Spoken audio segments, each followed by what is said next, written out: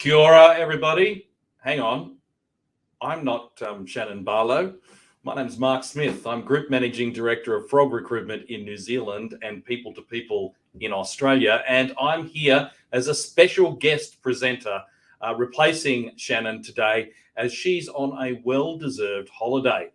So it's Friday afternoon, so it's time for Frogs on Friday. And today we're going to go through a couple of really interesting things. Firstly, we'll be looking at some pretty interesting numbers around consumer confidence, business confidence, and something I found fascinating, which was the flu tracker from Sharon Zollner for New Zealand, and we'll make that comparison to Australia as well. We'll also be having a quick chat to Kirsten Garret from the People to People office in Sydney, and she's got some fascinating tips about counteroffers. There are so many counteroffers taking place within the jobs and employment market in New Zealand and Australia at the moment. And so we've got some good tips there. And of course, we've got our Fill Job Friday. We've got 3 jobs we need to fill here at Frog Recruitment today. You could start on Monday. And we've got our regular Twitter poll. So much to get through. Let's get started with the numbers.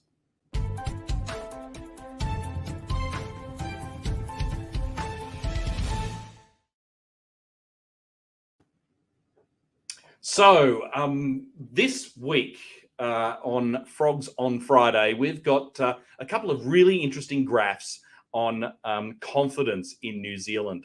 So the first one I have here is from the ANZ and also from the University of Michigan, and it's actually comparing consumer confidence in New Zealand and in the US.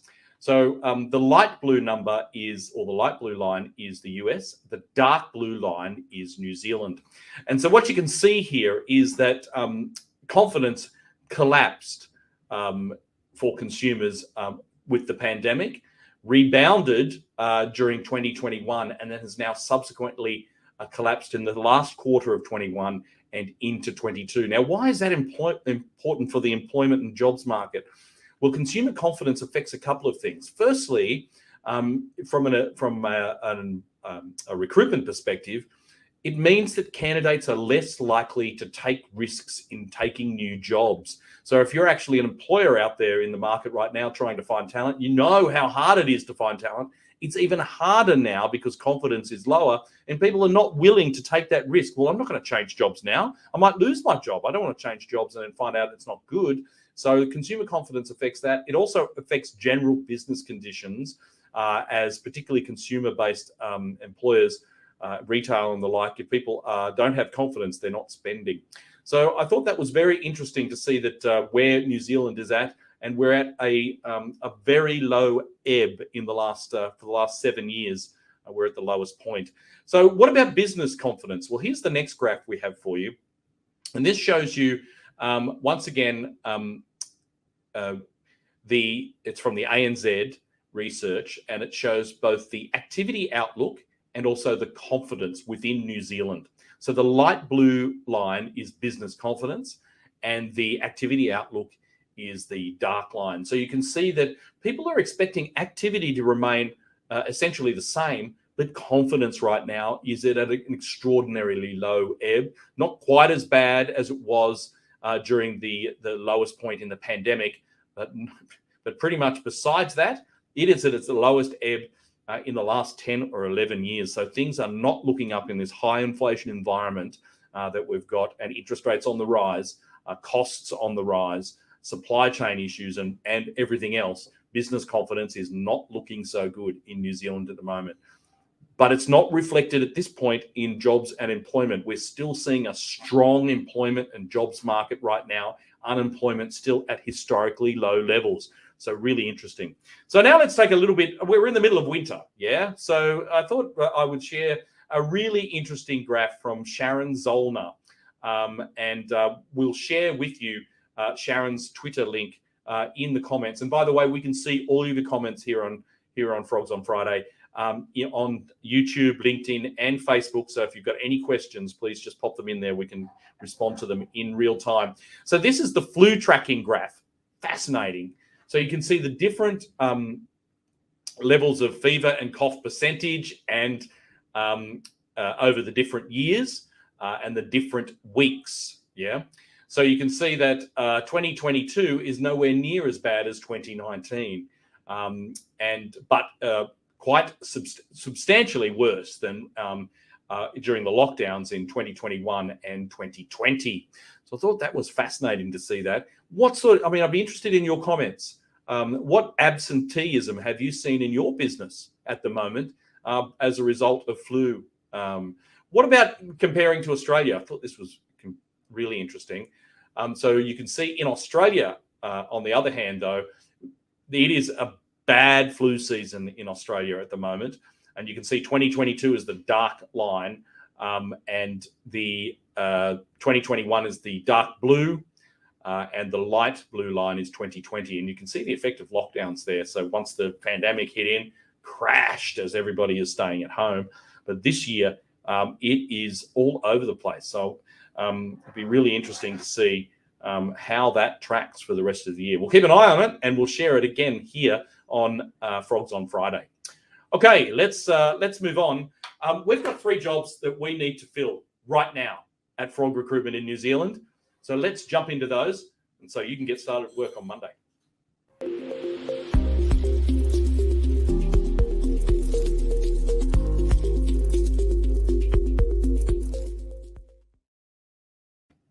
Rightio, here's the first one. It's Auckland. It's a senior admin personal assistant with a law firm, paying $28 to $35 an hour. It's a full-time temp role just for 6 to 8 weeks. There is the potential to go permanent. You'll be supporting 2 partners in the commercial team with travel and diary management, and also participating a little bit in billing. You need to have experience from a legal or professional corporate environment before. If you can fill this job, call Kirsty in the Auckland office on 9869 6255 or kirstyh@frogrecruitment.co.nz and express your interest. We'll also pop the link to apply into the comments, so you can apply straight there if you like. Here's the next one. Personal assistant in Wellington, $30 to $36 per hour. Chitra is our consultant in Wellington that you need to speak to. It's a temp role starting ASAP. So it's a standard 40-hour week where you'll be at the central point of contact for the 2 managers with duties such as secretarial support, general admin, diary management, travel coordination, and you must have worked in a similar role with Microsoft Office. $30 to $36 an hour, chitra@frogrecruitment.co.nz. And here's the last one. Credit controller and accounts receivable officer in Auckland Central, $28 to $32 an hour. Simi is our consultant in Auckland office. It's a temp role, 3 to 6 months period with an ASAP start. You'll be responsible for reviewing all assigned consumer accounts to determine compliance with established credit terms, reporting on overdue amounts on a regular and ad hoc basis, and other general duties. So you must have worked as an accounts receivable officer or credit control in the past to be considered for this role, and you need to get in touch with Simi. She can help you out with that. So here are the 3 jobs that we have that we need to fill today. Are you available to start work on Monday? Well, we've got a senior admin personal assistant role, law firm in Auckland called Kirsty, a PA role in Wellington called Chitra, and a credit control and accounts receivable officer also in Auckland. You need to give Simi a call there. Okay, all right. So three jobs we need to fill. Please apply online as soon as you can. We're now going to explore a really, really interesting topic, which is counteroffers. It's such a very big issue right now in the labour market. So to get us there, we're going to have a chat to Kirsten Garret. And Kirsten is based in the people-to-people office in Sydney. She's done a little video for us. So we'll watch that video and then we'll have a quick chat to her. So if you wanted to play that video, please, Jacob, and we'll take a look.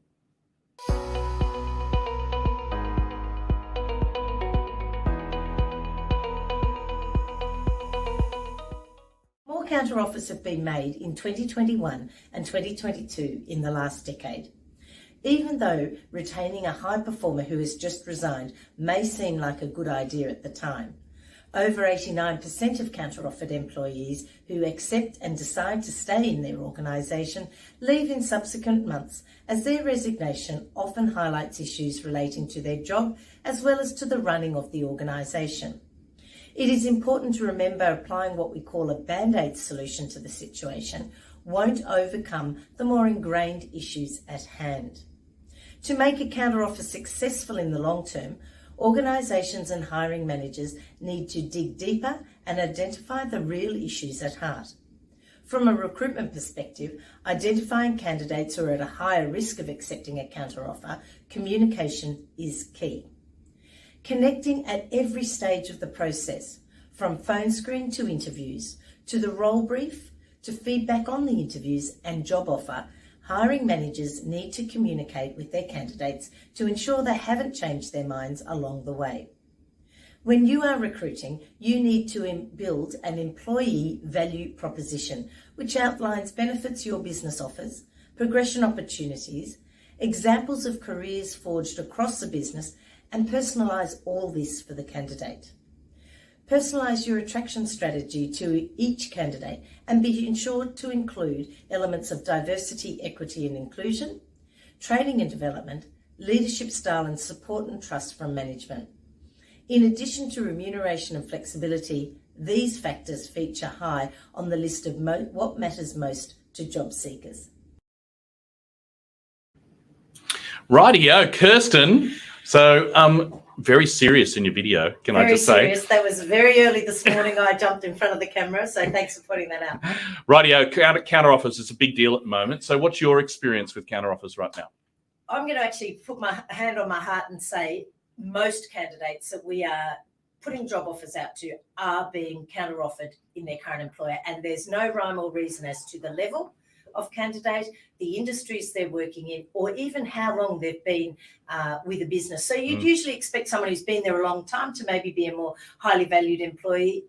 Therefore, the loss is going to be harder to fill, that gap, that the intellectual capital that's going to walk out the door. There's no rhyme or reason. And it's even happening in our temporary and contract market. As you know, I focus on the perm side. Candidates are coming in with a list of requirements, an arm and a leg long. Mm-hmm. They want answers from their potential employer. They're asking for things in addition to just the usual, the money and the flexibility. They're taken as a given.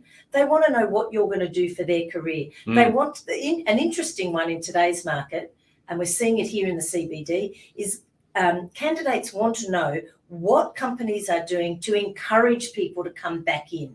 Why is it worth my while to come and work in the office? Instead of just ticking along from home as I have been for the last 2 years. So it's a very, very interesting market, and most jobs we are mentally preparing for a counteroffer. And so what advice then do you have for a candidate, say, that gets a counteroffer? What's the best way to handle it? This sounds counterintuitive because I'm there to make placements, but I would actually encourage every candidate or job seeker in the market, if you are thinking about making a career move and a job move, talk to your current manager.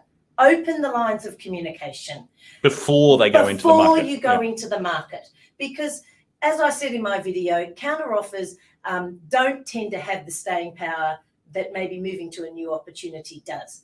In a couple of months' time, something's going to be niggling. So talk to your managers, talk to your HR departments. Find out what's there for you, address any issues you might have, address the reasons why you're looking. It could be simple as, I'm looking for a $20,000 salary increase. And in this market, to any job seeker, if that's your sole reason for leaving a business, talk to your employer. They will give it to you. Yep. And if they don't, well, then go into the market, because then you've already sorted that out and you know that you don't have to even. Yeah, absolutely. Yep. But talk to your managers. So what about advice then for a hiring manager? So let's say they're considering making a counteroffer. What advice do you have to them? It's interesting because employers are counter-offering the counter-offer that a candidate's getting. Candidates are not necessarily engaging with that process, but the advice to an employer is know what you can bring to the table, what your business offers. I called it in my video the employee value proposition, lovely HR speak. there, but know the benefits your company offers. Find out along the way during the recruitment process what the candidates' hot buttons, what really is their motivations, and then play to those points, play your cards that way. So know what your business offers, know what the candidate's looking for, and check in with them at each stage of the process. What about if, let's say, you've just had a resignation? Mm-hmm. So one of your team has resigned, and you're thinking about making a counteroffer. What about advice? Again, it's almost like going back to the drawing board of their wish list, finding out what the real reason is. They might say it's money. They might say it's career progression. It might be they don't get quite the flexibility they used to get. Delve into it. It could be the way the management are running the accounting team. It could be a colleague or a roadblock by way of their managers. They think their manager's never going to leave. It's usually something really quite personal. Yeah, okay. And just to second that from what Kirsten's saying, my advice to managers is don't wait for your staff to resign before you make these inquiries as to what their motivations are. Now, you should do that as part of your everyday, so that you can preempt any sort of movement in your team. Of course, you're going to have turnover, but that turnover is not it's something that you've already addressed and you may not be able to respond to. So you understand that. Yeah. There's one thing I will say. When in 2020, when we all went to work from home, managers were checking in with their people all the time. Now we're doing the reverse and coming back into the office. Managers are just assuming everyone's fine. And I would advise check in with your people in the same way you did when we had that change of circumstance, and you'll probably uncover things. Perfect. Well, thank you for joining us again, Kirsten. Field Job Friday. Field Job Friday, that's right. Thank you, everyone. Righto. So talking Field Job Friday, we've got another late entry. There is another job that we've got for you. If you want to roll that tape, Jacob, and then we'll explore last week's Twitter poll.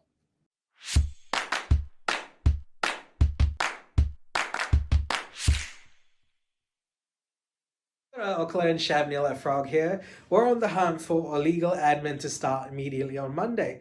The role is based in Queen Street, Auckland CBD, and runs for about 6 to 8 weeks. You don't necessarily have to have legal experience. However, you must be an admin you have strong attention to detail and have worked in a professional environment. Some of the tasks you will be dealing with is file management, diary management, and also end-of-month billing. The pay rate for this is $30 per hour, plus your 8% holiday pay on top of that. Do you want to find out more about this role? Do you think this is your next adventure? Reach out to my colleague Kirsty or myself by giving me a call on 0936207881 or Kirsty on 098696255. Thank you.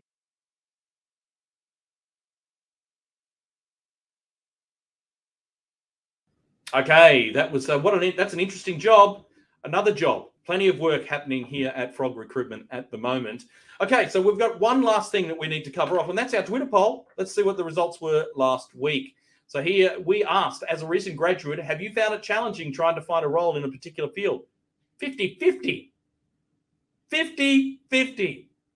It looks like there was like 2 people who voted. One voted yes, one voted no. That's not the case. There were literally hundreds of people who voted in this particular poll and came up at 50-50. I'd be interested in the comments. If you're a graduate, is that real? Is that your experience? Pop your comments in there as well. Here's this week's poll.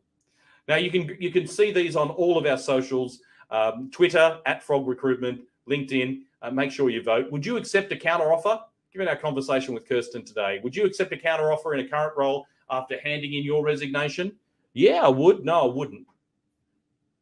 Vote this week and we'll share with you the results next week.